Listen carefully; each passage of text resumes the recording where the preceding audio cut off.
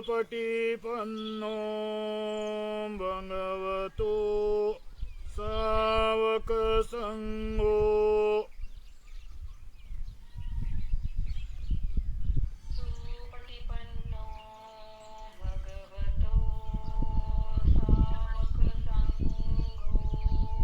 संඝं नमामि।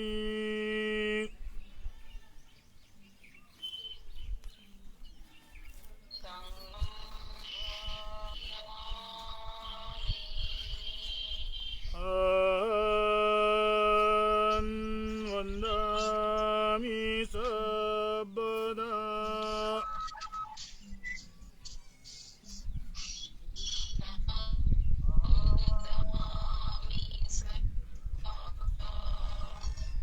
नमो तस्स भगवतो अरहतो सम्मा सम्बुद्दस्स।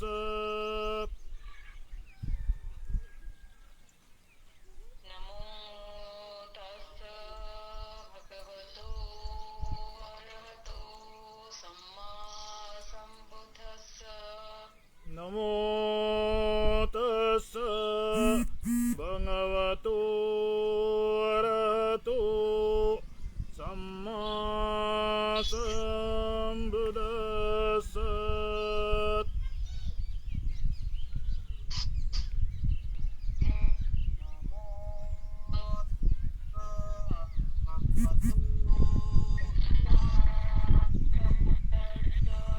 नमो तस्स भगवतो अरहतो सम्मा सम्बुद्दस्स।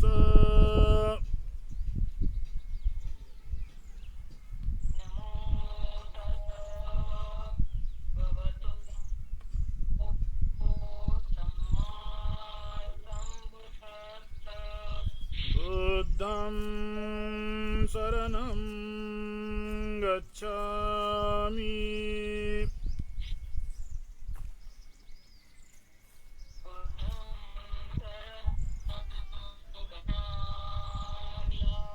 धम्मं शरणं गच्छामि।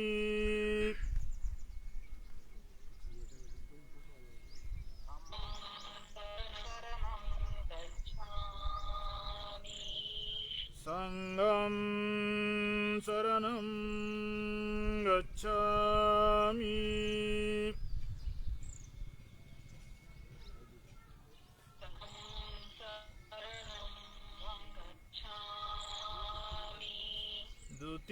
द्वितीयम्पि बुद्धं शरणं गच्छामि।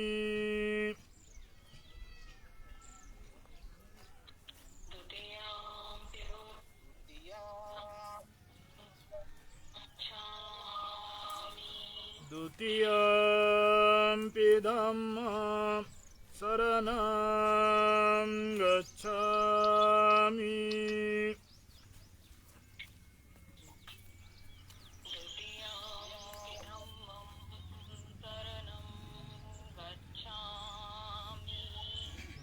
द्वितीयम्पि संघं शरणं गच्छामि।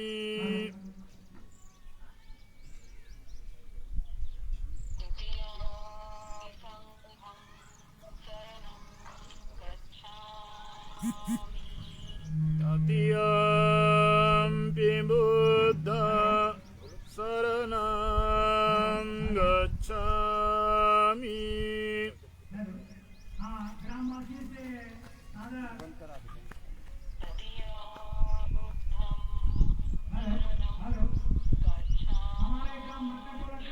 तृतीयम्पि धम्मं शरणं गच्छामि। भाइयों से भी अनुरोध है कि वे भी अतिथि जाने की कष्ट द्वितीयम्पि संघं शरणं गच्छामि।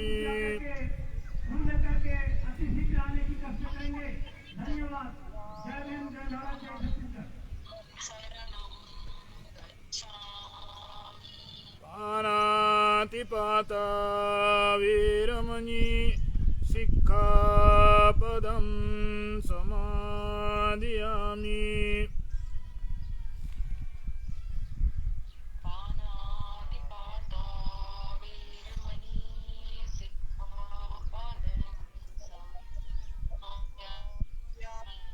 अदिन्नदाना वीरमणि सिक्खापदं समादियामि।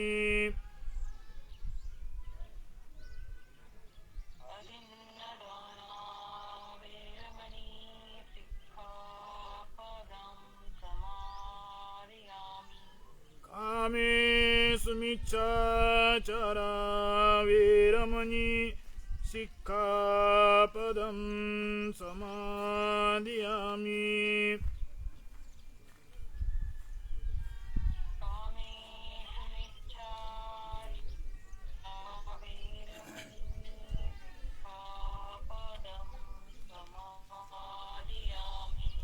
मुसावादा वीरमणि सिक्खापदं समादियामि।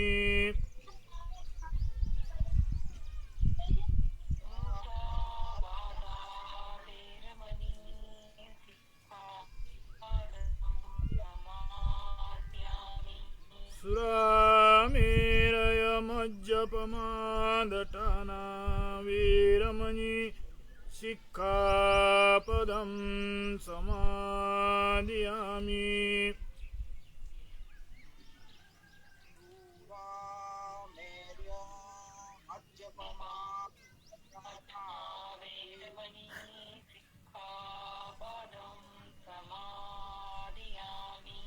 सब्बपापस्य अकरणं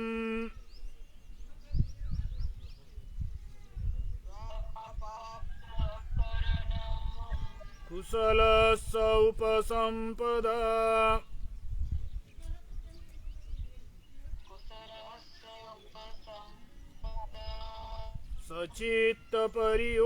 सचित्तपरियोदपनं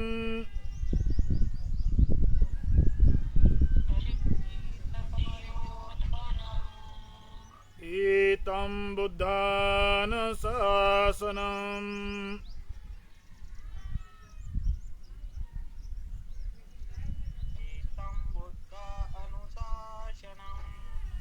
साधु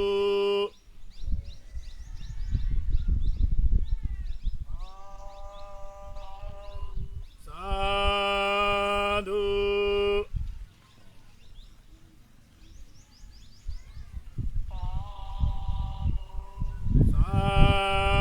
साधु।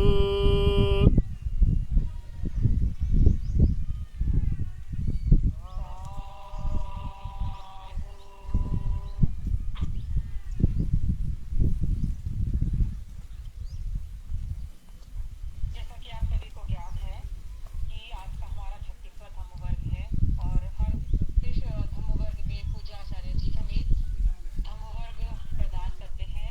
आज के हमारे धम्मवर्ग का विषय श्रद्धा त्रिरत्न।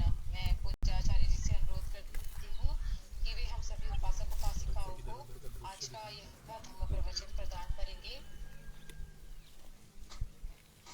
ज्ञान प्राप्ति प्राण सम्यक संबुद्ध ज्ञान प्राप्त कोण आहे नाही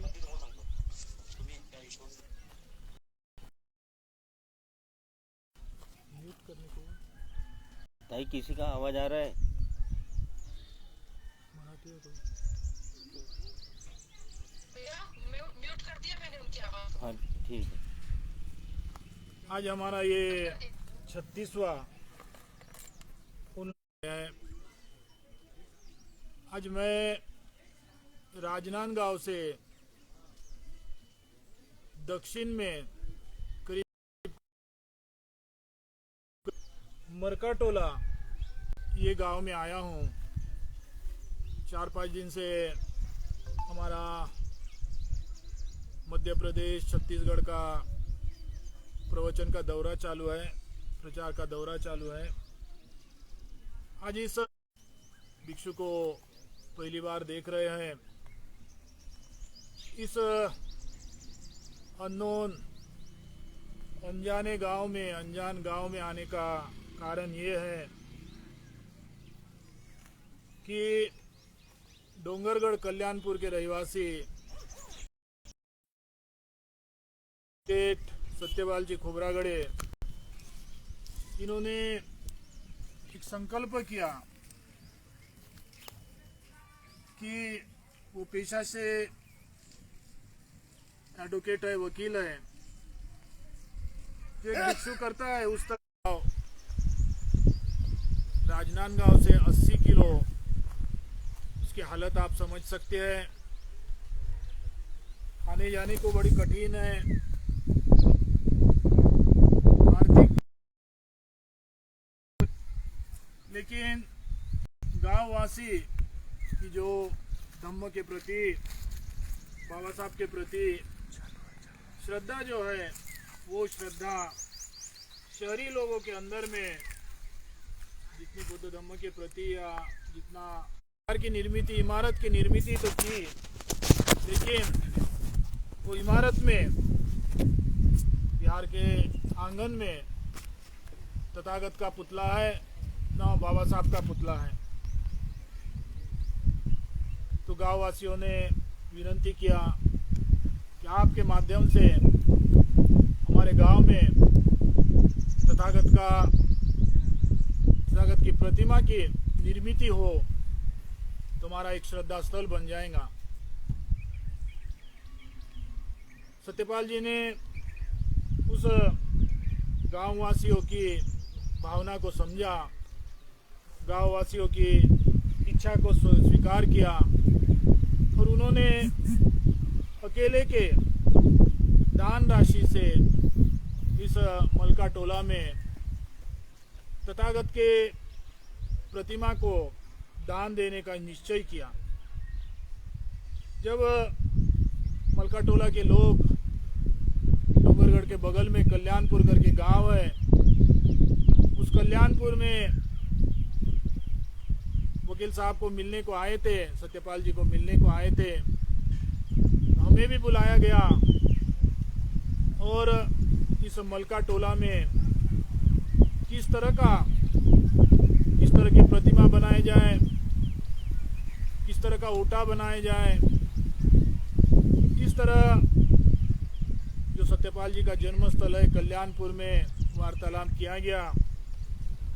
नतीजा ये निकला कि 80 किलो दूर की ये मरकाटोला हमने कभी देखा नहीं।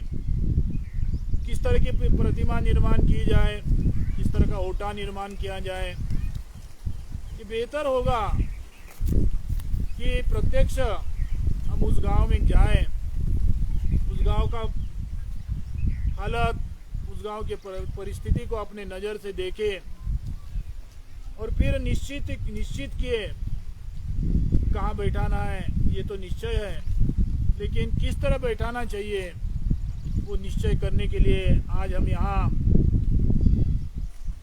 बनते धम्मशिखर, बनते बुद्धपाल, धम्मानंद, एडवोकेट सत्यपाल जी खोबरागड़े, उपासक कन्हैयालाल जी खोबरागड़े, ये हम 5-6 लोग इस मलकाटोला में आए। लोगों की इच्छा हुई कि बंदे जी आ ही रहे तो फक्त निरीक्षण कर ना जाए प्रतिमा की जगह, यहाँ आकर लोगों को बुद्ध धम्म के बारे में अवगत कराए, प्रवचन दे। तो आज वो कार्यक्रम निर्णय हो गया, निश्चित हो गया। इसके लिए आज हम यहाँ आए। इसके आगे में वो निर्णय होगा कि बाबा साहब अम्बेडकर की प्रतिमा, बुद्ध की प्रतिमा का स्थापित कहाँ किया जाए, कैसे किया जाए। और 14 अप्रैल के पहले जो बाबा साहब अम्बेडकर का जन्मदिन होता है, उसके पहले 10 अप्रैल को उस बुद्ध प्रतिमा का अनावरण इस गांव में किया जाएगा। गांव के लोगों ने चाहे होते कि मूर्ति देने वाला भी मिल गया, मूर्ति का स्थल भी ठीक है, अभी हम अपने मन से करेंगे, वो भी हो सकता था कि बाकी सब कुछ तो हो गया, अभी फक्त आकर बैठाना तो है, स्थापित तो करना है। लेकिन गांव वाले ने सोचा कि नहीं, ये प्रतिमा की स्थापितता एक विधिवत्ता से होना चाहिए, एक नियम को लेकर होना चाहिए, ताकि आगे जाकर ये प्रतिमा धम्म को छोड़कर और दूसरे किसी मार्ग से इस्तेमाल ना किया जाए। एडवोकेट खोबरागड़े जी ने भी ये प्रतिमा देने का जो निश्चय किया है वो अपने श्रद्धा से ही किया है, उनके फैमिली की श्रद्धा है। लेकिन अरे गहरे से दान देते हैं, देकर भूल जाते हैं, तो प्रतिमा एक साल तक ठीक चलती है, दूसरा वर्धापन दिन आता है तब तक ठीक चलती है, लेकिन तीसरा वर्धापन दिन आता है, चौथा वर्धापन दिन आता है, जितने आगे बढ़ते रहते हैं उतने में फर्क आ जाता है। वो पता नहीं शुरुआत की जो श्रद्धा होती है, शुरुआत की जो भावना होती है, शुरुआत की जो लगन होती है, रुचि होती है, वो कहाँ चले जाती है, उसका इस्तेमाल और किसी मार्ग से होते रहता है। इसलिए आज हम यहाँ उस काम के लिए आए। बहुत घना जंगल है, शायद आप देख भी रहे होंगे कि शहर में रहने वाले लोगों को अंदाज भी नहीं लग सकता कि भारत में इस तरह की गहरा जंगल के अंदर में बसी हुई बस्ती भी होती है, ग्राम भी होता है। मैं भैया में तसंग गढ़चिरौली में जो मोबाइल हॉस्पिटल चलाते, इसलिए साल में 2-3 बार उस गढ़चिरौली के जंगल में जाता हूँ निरीक्षण करने को, काम कैसे चल रहा, इसलिए मैं इस परिस्थिति से अवगत हूँ। लेकिन तमाम लोग, शायद इस प्रवचन को सुन रहे आप लोगों में से भी तमाम लोग, जो भारत की शायद यही असलियतता है कि यहाँ शायद हॉस्पिटल होगा या शायद दवाखाना होगा, इसी इंटीरियर जो जगह है, इसी जो देहात है, वो देहात आज शहरी लोग यकीन नहीं कर सकते, शहरी लोग महसूस नहीं कर सकते कि उसका परिस्थिति, उसकी हालत कैसी है। आज उस हालत में प्रतिमा के स्थापित के लिए हम यहाँ आए हैं। एक बुद्ध जमाने का, बुद्ध के उपदेश में एक उपदेश है। एक भिक्षु के पास उपासक आते हैं, उनसे प्रश्न करते हैं कि वो कहते हैं कि भदंत मुझे जंगल जाना है, इस कारण कि जंगल जाकर मुझे घर में जो जलाने के लिए लकड़ी की आवश्यकता है वो लकड़ी को लेकर आना है जंगल जाकर, और मैं प्रथम जंगल जा रहा हूँ, इसके पहले मैं कभी जंगल गया नहीं, जंगल की लकड़ी कैसी होती है ये मुझे मालूम नहीं, इसलिए आप कृपया ये बताएंगे कि मैं जो घर में चूल्हा जलाने के लिए लकड़ी को खोजने को जंगल जा रहा हूँ, उसका आकार कैसे होता है, वो दिखती कैसी है, मैं उसको पहचानूंगा कैसे। ये एक उपासक भिक्षु से प्रश्न करते हैं। भिक्षु उनको बताते हैं कि आप जब जंगल जाएंगे, वो रास्ता भी बताते हैं, जंगल जाने का रास्ता किधर से कैसा जाता है। यहाँ जाकर आप राइट जाओ तो नदी आएंगी, उसको फिर राइट जाओ, आगे थोड़ा सा जाकर लेफ्ट मुड़ेंगे तो एक पर्वत दिखेगा, उसके नीचे भाग से अमुत रास्ते से जाओ, तो वो सही रास्ता बताते हैं। सही रास्ता बताने के बाद वो कहते हैं कि उसके आगे में आपको जंगल दिखाई देगा जो चारों तरफ झाड़ ही झाड़ है, और उस झाड़ के नीचे में जो पड़े हुए लकड़े होंगे उसका आकार भी बताते हैं कि वो लंबा कैसे होता है, उसका मोड़ कैसे होता है, उसकी मोटाई कैसी होती है। ये भिक्षु ने उस उपासक को बता दिया, और उन भिक्षु की ये भी तैयारी थी कि मैं फक्त इतने दूर से उसे बताकर शायद ही उसे पता चलेगा कि लकड़ी कैसी होती है, उसका आकार कैसे होता है, उसकी लंबाई चौड़ाई दिखने में कैसी होती है। शायद ये पहली बार जा रहा तो उचित ये होगा कि यहाँ से उसका आकार समझाने के पश्चात वो ठीक होगा कि मैं भी इस बालक के साथ जंगल में जाकर प्रत्यक्ष उस लकड़ी को अपने हाथ से पकड़कर उसे देऊं, ताकि वो दोबारा भूलकर चुपकर दूसरे वस्तु को हाथ ना लगाए। भिक्षु के साथ में जंगल जाने की तैयारी थी, जबकि भिक्षु को वो जंगल में जाने की कोई जरूरत नहीं थी। फिर भी उस बालक के हित के लिए, उस बालक के सुविधा के लिए भिक्षु ने अपने असुविधा, अपने अचाहत को परवाह न करते साथ में जंगल जाने की तैयारी दर्शाई। लेकिन वो बालक कहता है कि बंते जी, आपने जो शब्द से मुझे समझाया, लकड़ी का आकार समझाया, दिखने में कैसी होती है, लंबाई चौड़ाई कैसी होती है, गोलाई कैसी होती है, आपने ठीक से तो समझाया। अभी मुझे पूरा ज्ञान आ गया कि लकड़ी कैसी होती है। मैं अकेला लकड़ी को जाकर उठाकर लाता हूँ, जो कि मेरे घर का चूल्हा जले। भिक्षु ने बहुत समझाया, बालक, मैं लकड़ी को समझा तो लिया, लेकिन तू पहली बार जा रहा जंगल, हो सकता है कुछ गलती, हो सकता है रास्ता भटक सकता है, हो सकता है तू उस लकड़ी को पहचान नहीं पा सकता है, मैं साथ में आता हूँ। लेकिन वो बालक मानने को तैयार नहीं है। बालक कहता है कि आप इतनी तकलीफ क्यों उठाते हैं, मैं अकेला सक्षम हूँ।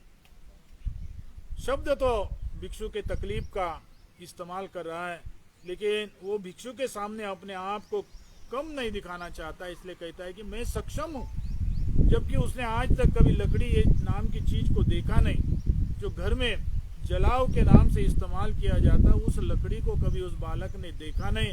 लेकिन अपने कमजोरी को छुपाने के लिए अपने आप को वो सक्षम के रूप में पेश कर रहा है।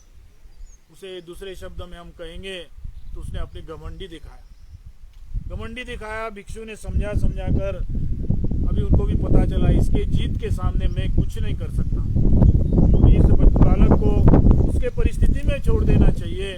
वो बालक को बोला, मैंने बताया उस रास्ते को याद रखना, मैंने बताया उस लकड़ी के आकार को, उस लकड़ी के दिखावत को याद रखना और लेकर आकर अपने घर में इस्तेमाल करना। बच्चा बालक खुशी खुशी से भिक्षु से विदा किया, आगे गया, लकड़ी जहाँ थी वहाँ जाकर पहुँच गया और देखा तो चारों तरफ जो भिक्षु ने बताए, दिखने में कैसा आकार है, लंबाई कैसी होती है, मोटाई कैसी होती है, चौड़ाई कैसी होती है, जो भिक्षु ने बताया उस आकार के बहुत सारे वस्तु पड़े थे। उसको लगा कि ये सब तो लकड़ी है, लेकिन लकड़ी क्या होती है और दूसरी वस्तु क्या होती है उसको कोई फर्क पता नहीं। फक्त उस भिक्षु के शब्द को उसने सुना था, हकीकत को देखा नहीं था। जो हकीकत की लकड़ी को कभी देखा नहीं था, वो भिक्षु के शब्द को याद किया कि लंबाई, चौड़ाई, मोटाई, और एक वस्तु को पकड़ लिया। उसको लगा कि यही तो लकड़ी है, भिक्षु ने जो बोला था उसी आकार की दिख रही है, उसी परिस्थिति में लग रही है, उसी दिखने भी वैसी लिख रही है जो भिक्षु ने मुझे समझाया था। उसने हाथ लंबा किया, हाथ लंबा कर उसके स्पर्श किया, जो उसने लकड़ी समझ के रखा था उस वस्तु को स्पर्श किया तो भिक्षु ने जो बोला था कि लकड़ी थोड़ा सा कठोर होती है, लकड़ी नरम नहीं होती है, लेकिन उसने हाथ लगाया तो वो थोड़ा सा नरम लगा, कठोर नहीं लगा, जो भिक्षु ने समझाया था। फिर भी बालक के दिमाग में तो वही एक है, अपनी चाहत को पूरा करना है, मेरी अभी तक की अज्ञानी है उसको छुपाना है। तो देखने में जो लकड़ी का आकार लगा उसी को पकड़ लिया, लेकिन वो लकड़ी नहीं की, हकीकत में जो बालक ने लकड़ी समझकर पकड़ा था वो लकड़ी नहीं, वो सांप था। लकड़ी का और सांप का, जिसने कभी लकड़ी को देखा नहीं, जिसने कभी सांप को देखा नहीं, वो करीब करीब आकार एक ही होता है, समझने भी एक ही जैसे लगता है। तो वो बालक ने लकड़ी समझकर, भिक्षु के शब्द को स्वीकार कर, लकड़ी समझकर जिसको हाथ लगाया वो लकड़ी नहीं थी, वो सांप थी।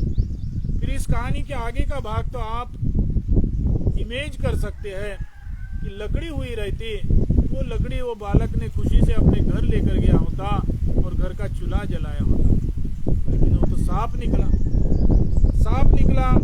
सांप ने अपनी मुंडी को उल्टा किया और उस बालक को डसा। वो सांप है, जंगल का जहरीला सांप, वो बालक को डस दिया। डसने का कारण भी आप इमेज कर सकते हैं। वो डसने के कारण क्या हुआ होगा, जो आप इमेज कर सकते हैं वो बालक के साथ वही हुआ कि उसको घर में ले जाकर चूल्हा जलाना था, तो अज्ञानता के कारण, अपने घमंडी के कारण वो लड़के ने लकड़ी को नहीं, उससे मिले जुले सांप को पकड़कर अपने जान को गवा दिया।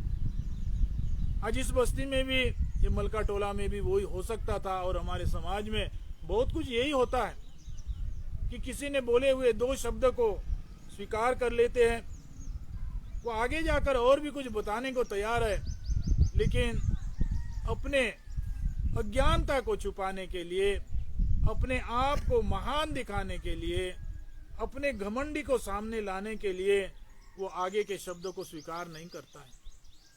आज इस बस्ती के, इस ग्राम के लोग साधुवाद के प्राप्ति है कि इन्होंने भी सोचा होता कि कल्याणपुर में आकर जो हमारे से उन्होंने सुना कि प्रतिमा किस तरह होनी चाहिए, प्रतिमा का ओटा किस तरह होना चाहिए, प्रतिमा का दिशा किस तरह होना चाहिए, उसकी रखावट किस तरह होना चाहिए, वो जिस तरह बालक को भिक्षु ने लकड़ी का आकार बताया, उसी तरह कल्याणपुर की हमारी जो वार्तालाप थी उसी वार्तालाप थी। लेकिन इस ग्राम के लोगों ने अपने अज्ञानता को ज्ञान के तौर पर पेश नहीं किया। जहां अज्ञानता थी उन्होंने अपने अज्ञानता को स्वीकार किया। अज्ञान को स्वीकार करने वाला अज्ञानी नहीं होता। अज्ञानता की स्वीकार नहीं देते हुए अपने को ज्ञानी साबित करने की कोशिश करता है, वो सही अज्ञान होता है, वो उसकी जिंदगी सही में गलत होती है। तो इस बस्ती के लोग, इस ग्राम के लोग, जानकारी नहीं थी, इनको अज्ञानी नहीं थे। जानकारी और अज्ञान में बहुत फर्क होता है।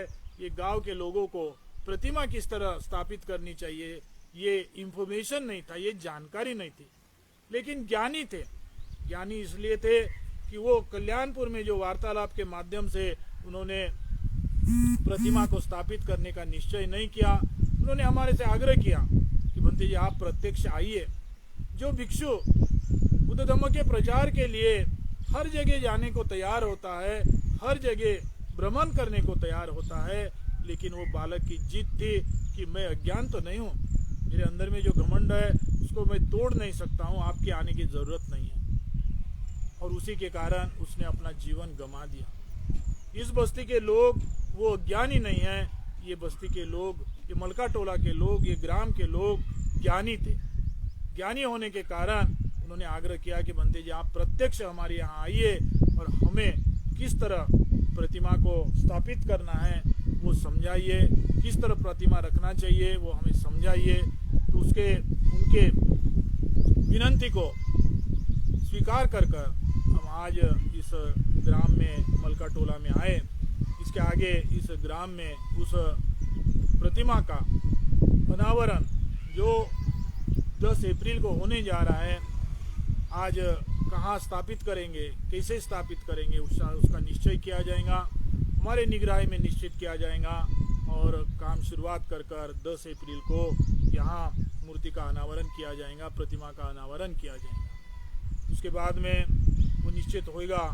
तो आज जिस तरह मैं आपको 9 महीने से प्रवचन दे रहा हूँ, उसी तरह इस बस्ती में भी, इस ग्राम में भी प्रवचन का कार्यक्रम आयोजित किया गया है। बुद्ध धम्म एक आज या फिर भिक्षु के माध्यम से कहो या भिक्षुनी के माध्यम से कहो, उपासक उपासिकाएं के माध्यम से, फिर वो भिक्षु अपने प्रचार के माध्यम से करते हैं, तो उपासक अपने उनके पास जो बल होता है उसके माध्यम से बुद्ध धम्म का प्रचार कर रहे हैं। सभी साधुवाद की प्राप्ति है और आप सभी के सहकार्य के माध्यम से, आप सभी के भावना के माध्यम से, आप सभी की श्रद्धा के माध्यम से बुद्ध धम्म का प्रचार प्रसार हो रहा है। बुद्ध धम्म का प्रचार प्रसार, बुद्ध ने कभी ये नहीं चाहा कि संख्या बढ़े और मेरा नाम बढ़े, मेरी शक्ति बढ़े, मेरा बल बढ़े, बुद्ध ये ग्रुप है, ये ग्रुप बढ़े। बुद्ध ने बुद्ध धम्म का प्रचार इसलिए प्रोत्साहित किया कि बुद्ध धम्म एक लोगों के जीवन को मंगलमय करता है। बुद्ध का उपदेश ये लोगों के बीच में मैत्री को निर्माण करता है। बुद्ध धम्म ये लोगों के बीच में करुणा की भावना को प्रोत्साहित करता है। इसलिए बुद्ध कहते हैं कि बुद्ध का प्रचार प्रसार होना चाहिए, बुद्ध धम्म का प्रचार प्रसार होना चाहिए। आज इस मलकाटोरा में आने का हमारा एक ही उद्देश्य है कि इस गांव में भी बुद्ध धम्म स्थापित हो, लोगों के दिल दिमाग में बुद्ध धम्म बसे और बुद्ध धम्म के माध्यम से लोगों का जीवन मंगलमय हो, लोगों के बीच में मैत्री प्रस्थापित हो, लोगों के जीवन में करुणा प्रस्थापित हो और लोग भी जिन्होंने बुद्ध धम्म को स्वीकार किया वो अपने सीमित ना रखकर दूसरे का जीवन भी मंगलमय होगा, दूसरे का जीवन भी मैत्री पूर्वक होगा, दूसरे का जीवन भी कल्याण पूर्वक होगा। ये दृष्टि से हम यहाँ बुद्ध धम्म का प्रचार प्रसार करने को आए हैं, एक मिशन के माध्यम से। मैं आप जो 36 हफ्ते हो गए इस प्रवचन माला को ग्रहण कर रहे हैं, आपसे भी वही गुजारिश करता हूँ कि आप भी बुद्ध धम्म को स्वीकार करने का अर्थ ये ना समझे कि अपने आप का सुविधा का बढ़ावा, अपने आप के ही जीवन का बढ़ावा। आप भी अपने जीवन में जो बुद्ध धम्म के माध्यम से जीवन को मंगलमय किया होगा, जीवन में मैत्री करुणा को प्राप्त किया होगा, तो उसका लाभ औरों को पहुंचाएं। आज वक्त आ गया तो प्रवचन यहीं समाप्त करते हैं। मैं अंतिम में